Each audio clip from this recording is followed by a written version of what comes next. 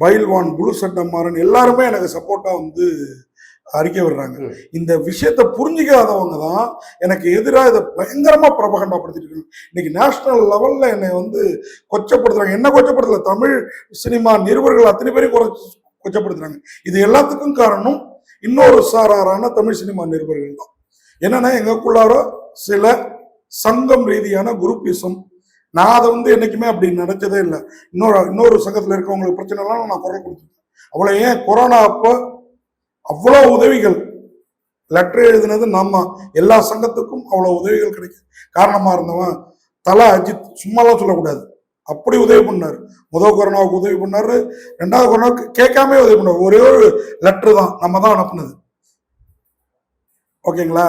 நான் வந்து இன்னைய வரைக்கும் கான்ட்ரவர்சியா என் பேரு இன்னைய வரைக்கும் கேள்வி நாயகனா இருக்கிறதா விரும்புறேன் ஒழிய கான்ட்ரவர்சி கார்த்திங்கிற பேர் வேணான்னு நான் எழுதிட்டு இருக்கப்பே முடிவு பண்ணிட்டேன். இது பாவம் அப்படின்னு சொல்லிட்டு.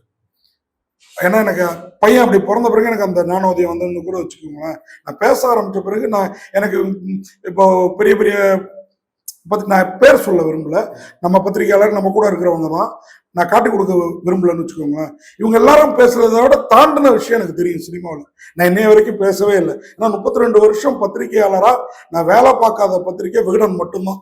பாக்கி எல்லா நிறுவனத்திலையும் ஃப்ரீலான்சராவோ என்ன ஸ்டாஃபாவோ வேலை பார்த்துருக்கேன். இல்லை